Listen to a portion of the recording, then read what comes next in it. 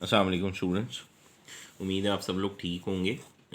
आज का ये जो लेक्चर है ये मैं एक्सरसाइज 3.7 सेकेंड ईयर के लिए रिकॉर्ड कर रहा हूँ। लेक्चर जो है वो स्पेशली दो कॉलेज के जो स्टूडेंट्स हैं उनके लिए मेरे ज़हन में फ़ोकस यही था कि मैं उन लोगों के लिए स्पेशली ये लेक्चर रिकॉर्ड कर रहा हूँ। बाकी ये है कि मेरे अपने स्टूडेंट्स जो मुख्तलिफ़ कॉलेजेस में पढ़ा रहे हैं या वो किसी जगह पे एंट्री टेस्ट के लिए या किसी कॉलेज में लेक्चरशिप के लिए जाना चाहते हैं, तो ये कुछ कॉन्सेप्ट्स हैं जो उनके क्लियर होने चाहिए। 3.7 एक्सरसाइज जो उनसे इंटीग्रेशन का एक बेस्ट वे है आपको ये शो करने का कि आपको इंटीग्रेशन का कॉन्सेप्ट क्लियर है या नहीं है। तो होपफुली ये जो मैं कॉन्सेप्ट्स दे रहा हूँ आप लोगों को समझ भी आएंगे और आप इसे लाजमी बेनिफिट भी ले लेंगे। लेक्चर स्टार्ट करने से पहले मैं यही कहूँगा, अगर आपको लेक्चर की समझ आती है, और वैसे भी ये है कि जो स्टूडेंट्स मेरे काफ़ी देर से ये लेक्चर्स देख रहे हैं उनको तो ये वो काफ़ी फेमिलियर हो चुके हैं मुझसे इस बात के ऊपर, लेकिन ये कुछ न्यू कमर्स हैं स्टूडेंट्स और कुछ न्यू व्यूअर्स भी हैं उनके लिए मैं स्पेशली ये बात कहूँगा कि अगर उन्हें ये लेक्चर्स की समझ आती है तो काइंडली ये लेक्चर देखने के बाद इस चैनल को सब्सक्राइब भी करें और अपने दोस्तों तक, अपने क्लास फेलोज तक भी ये बात कन्वे करेंगे। लेक्चर पे ये चैनल है इस पे जस्ट मैथ्स के लेक्चर जो उनसे स्पेशली कॉन्सेप्ट क्लियर करने के लिए दिए जाते हैं, तो मस्ट इससे फ़ायदा उठाएं। चलें एक्सरसाइज का स्टार्ट लेते हैं। 3.7 एक्सरसाइज है। एक्चुअल में 3.7 एक्सरसाइज की जो बैकग्राउंड या बेस देखी जाए तो वो 3.6 की ही एक आप स्टेटमेंट फॉर्म कह लें, यानी आपके पास एक वर्ड प्रॉब्लम्स की शक्ल में क्वेश्चन अगर आता है या स्टेटमेंट की शक्ल में क्वेश्चन आता है तो फिर आपने उसको कैसे इंटीग्रल्स की फॉर्म में चेंज करना है, डेफिनेट इंटीग्रल्स की शक्ल में। तो बेसिकली ये एक्सरसाइज उसकी डेफिनेट इंटीग्रल्स के ऊपर ही बेस कर रही है। मैंने आप लोगों को लास्ट एक्सरसाइज में ये बात बताई थी डेफिनेशन समझाते हुए कि जो डेफिनेट इंटीग्रल्स हैं एक्चुअल में वो एरिया फाइंड करने का नाम है। दूसरा, एरिया ऑफ ए कर्व। मसलन मेरे पास ये कोई कर्व है और ये कर्व जो सी है वो डिफाइंड है from X is equal to 1 से suppose X is equal to 5 तक। तो अब इस कर्व की इक्वेशन बिलफर्स Y is equal to F X है और मुझे को कहता है कि ये वाला एरिया फाइंड करो। तो मैंने एरिया फाइंड करना है। एक्चुअल में मैंने ये फंक्शन को इंटीग्रेट करना है और integration with respect to X इसलिए यूज़ कर रहा हूँ कि मेरे पास लिमिट्स भी एक्स की हैं और लोअर लिमिट हमेशा छोटी और अपर लिमिट हमेशा बड़ी होती है। तो मैंने जस्ट इस फंक्शन की इंटीग्रेशन कर देनी है तो मेरे पास एरिया आ जाएगा। अच्छा, यहाँ एक चीज़ बताना बहुत ज़रूरी है। वो क्या कि एरिया इस फिगर से तो मैंने डायरेक्ट ऐसे लिख दिया, लेकिन अगर यही एरिया इस तरह आ जाता, ये बड़ा ज़रूरी पॉइंट है जो मैं बता रहा हूँ कि बिलफर्ज मेरे पास ये दो पॉइंट्स थे और कर्व बेटा मैंने ऊपर जो बनाई थी अब वो मैंने नीचे बना लिया। यानी ये कर्व है जो मैंने यहाँ ड्रॉ किया Y is equal to F X और हमसे कोई कह रहा है ये वाला एरिया फाइंड करो। तो ऑब्वियस बात है कि अब ये जो वाई की वैल्यूज़ हैं या ये जो एरिया होता है आपने जो फाइंड करना है तो आपने एफ एक्स की इंटीग्रेशन करनी है। F X is means Y की इंटीग्रेशन। तो वाई की वैल्यूज़ इस फिगर में तो पॉजिटिव थी क्योंकि अबव एक्स एक्सिस आप जाएंगे, ऊपर एक्स एक्सिस से जाओगे तो जो y की वैल्यू वो पॉजिटिव होगी। लेकिन अगर यही फिगर आप डाउनवर्ड देखोगे तो ऑब्वियसली डाउनवर्ड आप जाएंगे तो y की वैल्यू नेगेटिव होगी। इसका मतलब है इस केस में अगर आपसे कोई एरिया फाइंड करने के लिए कहेगा तो आपने जो भी फंक्शन होगा उसके साथ माइनस का निशान लगा के इंटीग्रेशन करनी है और इसकी लिमिट्स x1 से x5 तक होंगी। और मैंने तो आपको ये कहा था कि लास्ट लेक्चर में area can never be negative, लेकिन जब आप इसको सॉल्व करोगे तो आपका आंसर पॉजिटिव ही आएगा। कोई ऐसा केस आता है तो मैं आपके सामने उसको पेश भी करूँगा, लेकिन फ़िलहाल मैं जो समझाना चाह रहा हूँ वो आपने कॉन्सेप्ट समझना है। अगर फिगर जो उनकी है वो अबव एक्स एक्सिस आ रही है तो एरिया के साथ पॉजिटिव साइन, और अगर सारी फिगर जो उनकी बिलो एक्स एक्सिस आ रही है तो फिर एरिया के साथ नेगेटिव साइन। अच्छा, ये भी तो पॉसिबिलिटी है कि 1 से जो 5 यहाँ दिखाया या यहाँ दिखाया वो 1 से 5 जो सा है मतलब मेरे पास x की वैल्यू 1 से 5 तक है, लेकिन कर्व बेटा कुछ ऐसे आ रही है। ये कर्व है और कर्व जो सा है समझ लो यहाँ 3 पॉइंट है, x इज इक्वल टू 3 है, तो इसका मतलब है 1 से 3 तक तो अबव एक्स एक्सिस आ रही है कर्व और 3 से 5 तक बिलो एक्स एक्सिस आ रही है। इसका मतलब इस केस में फंक्शन के साथ इंटीग्रेशन करते हुए पॉजिटिव साइन आएगा, जबकि 3 से 5 तक जो इंटीग्रेशन करोगे तो उसके साथ नेगेटिव साइन आएगा। तो इस चीज़ को मस्ट देखना है आप लोगों ने। अच्छा, अब जो आपका लेवल है, मतलब जो आपकी एक्सरसाइज 3.7 है, उसके अंदर मैं कुछ बातें समझा रहा हूँ, ज़रा देख लो। क्वेश्चन नंबर 1 2, आप बुक से टैली करें, मेरे सामने बुक पड़ी है, मैं वहाँ से देख के बता रहा हूँ। 1 2 3 4, ये पहले 4 क्वेश्चन आप ऑब्जर्व करिएगा। उसके बाद उनसे थोड़ा आगे चलते हैं, तो नेक्स्ट नंबर पे question number 10, question number 11 and question number 12। तो ये जो 7 क्वेश्चंस हैं, अगर आप इन 7 क्वेश्चंस को देखेंगे तो इन सारे क्वेश्चंस के साथ एक्स की लोअर अपर लिमिट दी हुई है। यानी आपके पास जो कर्व है जिसका एरिया आपने फाइंड करना है, यानी इंटीग्रेशन करनी है, उसके लिए उसने लिमिट्स दी हुई हैं 7। लेकिन मैंने अभी थोड़ी देर पहले जो ये मैंने रेस किया है आपके सामने, मैंने ये बताया था कि फिगर बनाए बगैर हम कैसे जज कर सकेंगे कि भाई ये एरिया सारा अबव एक्स एक्सिस है या बिलो एक्स एक्सिस है, या हाफ अबव हाफ बिलो है। ये तो जब तक आप फिगर नहीं बनाओगे तब तक ये आइडिया नहीं मिल सकता। लेकिन आपके लेवल पे सेकेंड ईयर, आपके लेवल पे ये जो एक्सरसाइज के क्वेश्चंस हैं, जो 7 यहाँ मैंने मेंशन किए हैं, इन सातों के अंदर आपको फिगर बनाने की ज़रूरत नहीं है।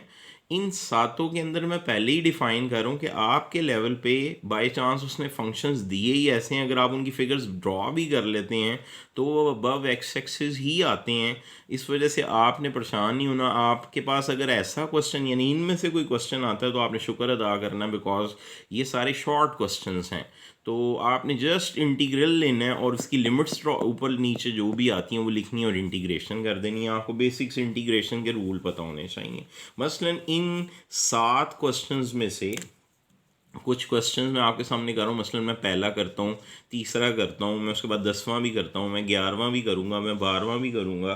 तो आप ये 5 क्वेश्चंस को देखें, और ये जो सेकंड फोर्थ क्वेश्चन मैंने स्किप किया है ये आप लोग खुद ट्राई करिएगा। पहला, तीसरा, 10वां, 11वां और 12वां। तो बेटा ये 5 क्वेश्चंस जो से हैं, पहले मैं 5 क्वेश्चंस के सोल्यूशन की तरफ आ रहा हूँ। उसमें सबसे पहले क्वेश्चन नंबर 1 जी। अच्छा, क्वेश्चन नंबर 1 जो है मैं उसकी स्टेटमेंट पढ़ रहा हूँ, आप बुक से देखिएगा, पेज 167 है जी बुक का। तो आप वहाँ देखेंगे तो उसमें लिखा हुआ है फाइंड द एरिया। अच्छा, हमें सर कैसे पता लगेगा ये डेफिनेट इंटीग्रल का क्वेश्चन है? तो लफ्ज़ जो उनसे वर्ड्स जो उनसे वो आपको एक्सप्लेन करेंगे what is the meaning of the question.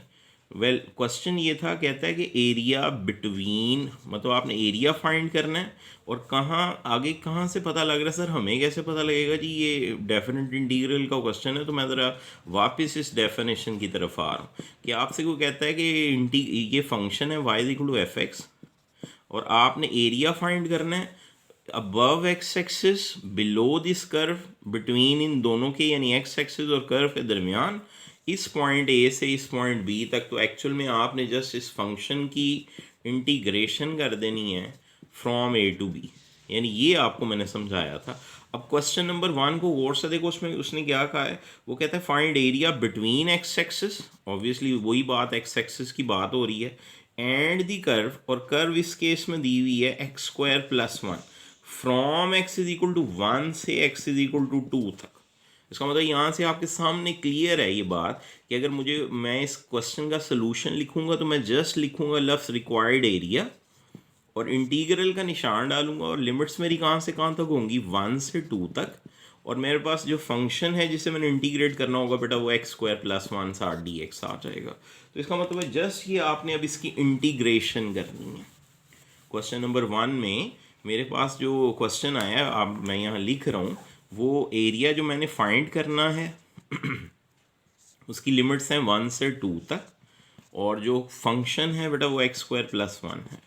Okay, आप लोगों को बेसिक्स फिर इंटीग्रेशन के कॉन्सेप्ट्स पता होने चाहिए। अगर आपने 3.2 पढ़ी हुई है तो मेरा नहीं ख्याल कि आपके लिए इशू होगा। इसकी अलहदा इंटीग्रेशन, एक्स स्क्वायर की होती है एक्स क्यूब ओवर 3, 1 की इंटीग्रेशन होती है एक्स, और लिमिट्स इसकी 1 से 2 हैं। पहले सारे आंसर पे आपने अपर लिमिट पुट करनी, जैसे 3.6 में सिखाया है आपको मैंने। अच्छा, एक्स की जगह बेटा 2 लगाओगे तो पहली ब्रैकेट में आएगा 2 का क्यूब यानी 8 ओवर 3 प्लस 2, माइनस फिर लोअर लिमिट लगाएंगे तो 1 ओवर 3 प्लस 1। ओके, गौर से देखो, इसका एलसीएम आएगा 3, तो ऊपर 8 प्लस 6 आ जाएगा 14, माइनस इसका एलसीएम भी 3 आएगा, ऊपर 1 + 3 4 आ जाएगा, इसका एलसीएम दोनों का आएगा 3 14 - 4 10 हो जाएगा। तो ये जो क्वेश्चन का आंसर है, चूँकि आपने एरिया फाइंड किया है, तो बेटा एरिया के जो यूनिट्स होते हैं वो भी मेंशन करते हैं आंसर के साथ। एरिया के यूनिट्स होते हैं स्क्वायर्स में, स्क्वायर्स मीटर, स्क्वायर सेंटीमीटर। अब ये तो मैथ्स के क्वेश्चंस हैं, इनमें कोई ऐसे वर्डिंग तो यूज़ नहीं हुई मीटर्स के यूनिट्स की या सेंटीमीटर्स की, तो आपने लफ्ज़ लिखना है स्क्वायर यूनिट्स।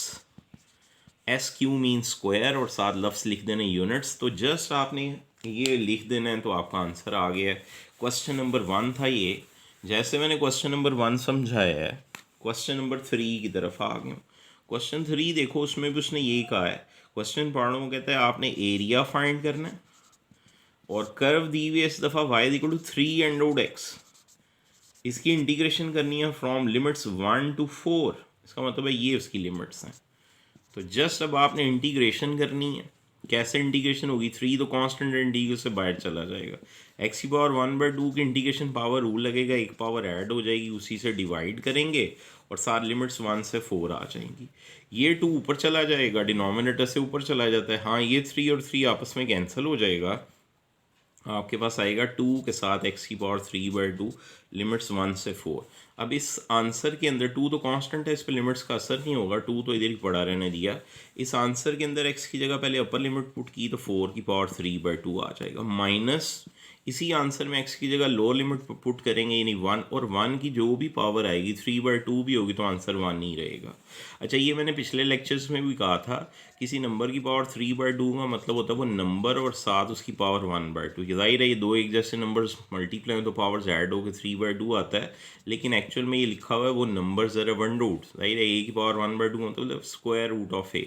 तो ये 4 की पावर 3/2 का बेटा मतलब है 4√4, और √4 तो 2 होता है, तो 4 × 2 8 आएगा, -1 7 रह जाएगा, और 7 को 2 से मल्टीप्लाई करेंगे तो 14 स्क्वायर यूनिट्स आपके क्वेश्चन का आंसर होगा। ये क्वेश्चन का नंबर था, क्वेश्चन नंबर 3।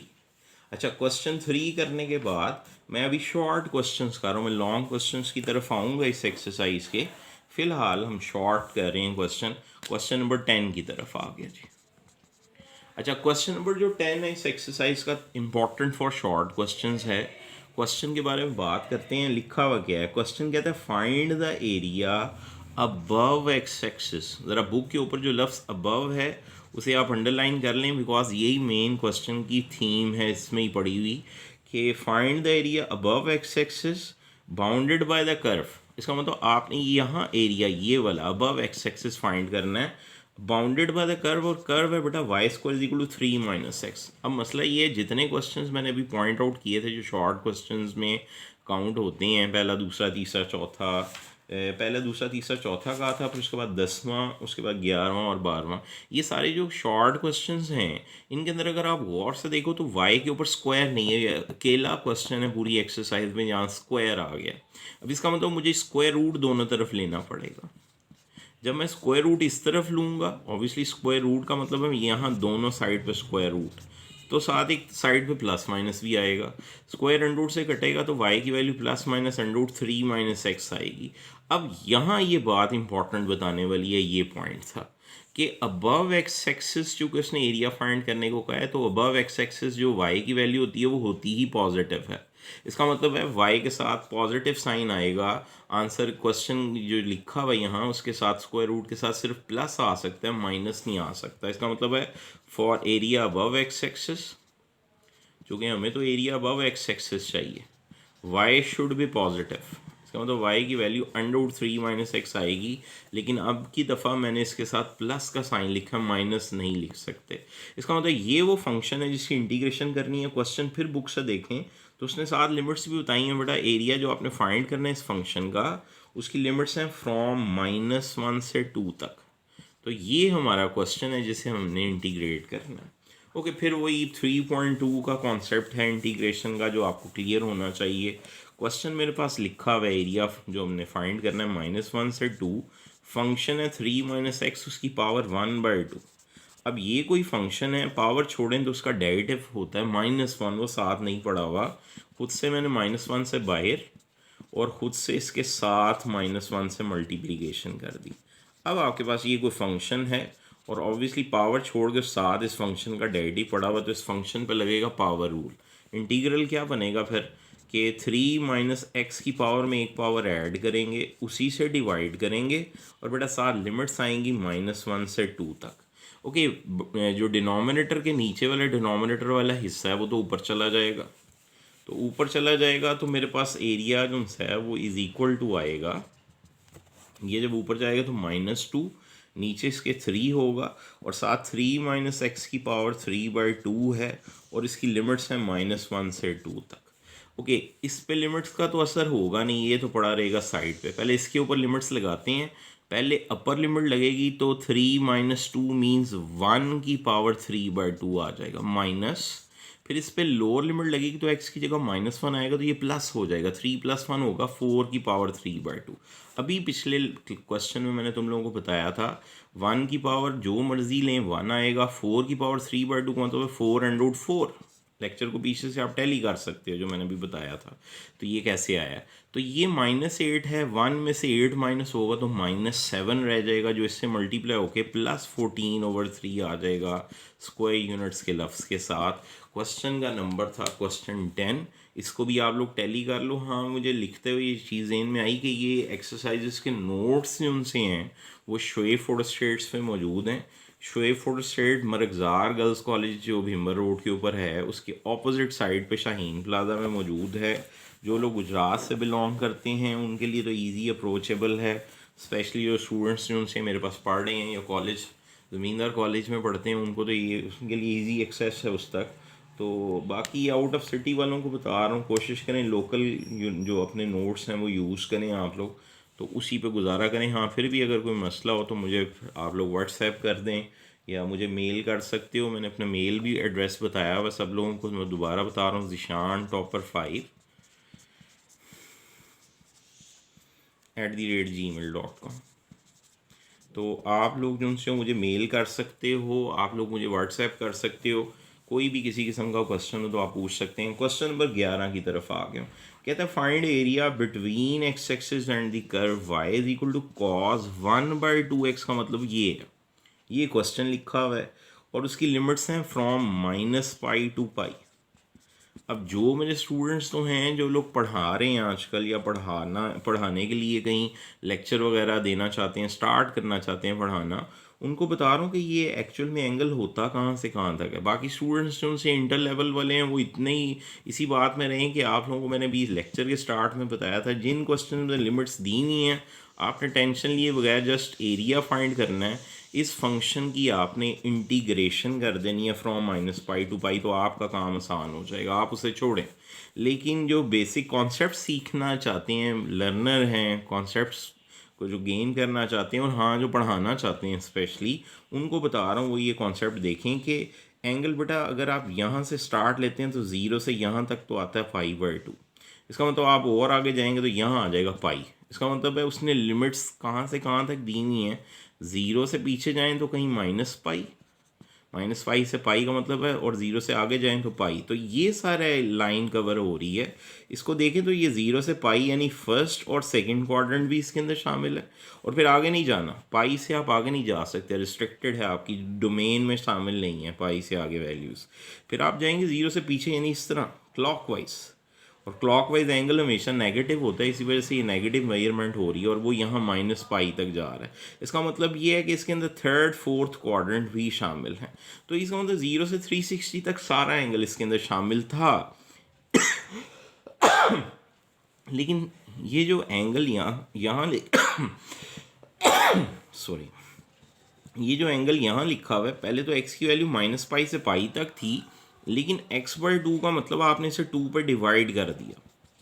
इसका मतलब आपकी जो लिमिट्स हैं वो इस हिसाब से देखी जाएंगी कि आपने -π/2 से लेकर π/2 के दरमियान रहना है, और वो दो क्वाड्रेंट्स होते हैं फर्स्ट एंड फोर्थ, और कॉस दोनों के अंदर पॉजिटिव होता है, इस वजह से भी इसके साथ पॉजिटिव साइन आता है। तो जिन्हें कॉन्सेप्ट्स का शौक़ है वो ये चीज़ लाजमी लर्न करें। कॉस की इंटीग्रेशन बेटा होती है साइन के साथ जो एंगल है वो ओवर एंगल का डेरिवेटिव x/2 का डेरिवेटिव हो गया 1/2, और साथ लिमिट्स हैं -π से π तक। ओके कांस्टेंट जो है ये नीचे वाला जाहिर है डिनोमिनेटर से नीचे था ऊपर चला गया, तो 2 के साथ मेरे पास आ जाएगा साइन एक्स बाई 2 और लिमिट्स माइनस पाई से पाई। ओके जी, पहले आपने इस सारे आंसर पे अपर लिमिट लगानी है, एक्स की जगह पाई लगाओगे तो ये आ जाएगा साइन 90 माइनस, फिर लोअर लिमिट लगाएंगे तो साइन माइनस 90, राइट, एक्स की जगह माइनस पाई लग गया। अच्छा ये साइन 90 तो ठीक है, साइन के एंगल में माइनस आए तो 10th चैप्टर फर्स्ट ईयर में ही पढ़ाया गया आप लोगों को, वो माइनस स्टार्ट में आ जाता है, वो इस माइनस को प्लस कर देगा। ये भी साइन 90 लिखा हुआ है प्लस, फिर ये भी साइन 90 ही लिखा हुआ है, और साइन 90 1 होता है, इसका मतलब ब्रैकेट में 1 + 1 आएगा विच इज़ 2, और 2 से मल्टीप्लाई होकर 4 के साथ लफ्स आ जाएगा स्क्वायर यूनिट्स। तो ये तो वो क्वेश्चंस थे जो शॉर्ट क्वेश्चंस थे। क्वेश्चन नंबर 11 मैंने किया आप लोगों के सामने। अब मैं चल रहा हूँ क्वेश्चन नंबर 12 की तरफ, 12 की तरफ। क्वेश्चन नंबर 12 भी एक शॉर्ट क्वेश्चन के तौर पर ही है।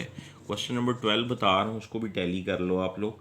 वो कहते हैं find the area of between X axis and the curve y is equal to sine 2x from x is equal to 0 to π/3। अब ये बात भी आप लोगों ने टैली कर लेनी है जिनको कॉन्सेप्ट्स लर्निंग का शौक है। x 0 से 60 है, 2x का मतलब आपका एंगल 2x है, वो 0 से 120 हो जाएगा, और 0 से 120 दो क्वाड्रेंट्स में जाना है पड़ेगा, फर्स्ट और सेकंड, और उसमें साइन पॉजिटिव होता है। इस वजह से एरिया फाइंड करते हुए इसकी इंटीग्रेशन के साथ पॉजिटिव का साइन ही आना है, और लिमिट्स इसकी क्या होंगी, एक्स की जो दी हुई है 0 से 60। ओके, साइन 2x की इंटीग्रेशन, साइन की इंटीग्रेशन होती है minus cos angle over angle का डेरिवेटिव, साथ लिमिट 0 से π/3। -1/2 तो कांस्टेंट है, वो तो बाहर चला गया। लिमिट्स का असर इस पे आना है, पहले 2 के साथ π/3 आ जाएगा, x की जगह वैल्यू लगाई π/3, माइनस बटा जब लोअर लिमिट लगाओगे तो कॉस के साथ 0 आ जाएगा, और कॉस 120 जो होता है वो -1/2 होता है, और ये 120 लिखा हुआ है, और कॉस 0 होता है 1। इसका मतलब है मेरे पास ये जो वैल्यूज़ आई हैं एलसीएम लेने के बाद ये आ जाएगा -1 -2 यानी -3, और ये दोनों मल्टीप्लाई होंगे तो 3/4 स्क्वायर यूनिट्स। ये मेरे क्वेश्चन का आंसर है। ये थे वो क्वेश्चंस इस एक्सरसाइज के जो as a short question paper में आ सकते हैं या इस एक्सरसाइज में मौजूद हैं। जो मेरा नेक्स्ट लेक्चर होगा उसमें मैंने इस एक्सरसाइज के रिमेनिंग क्वेश्चंस की बात करनी है जो as a long question treat किए जा सकते हैं। इस एक्सरसाइज का most important long question question number 13 है। तो कल यानी नेक्स्ट लेक्चर में इसके ऊपर बात करेंगे। आप लोग इस लेक्चर को देख लो, कहीं से कोई बात नहीं समझ आती है आप लोग क्वेश्चनिंग कर सकते हैं। फिर इंशाल्लाह मुलाकात होगी। टेक केयर, अल्लाह हाफ़िज़।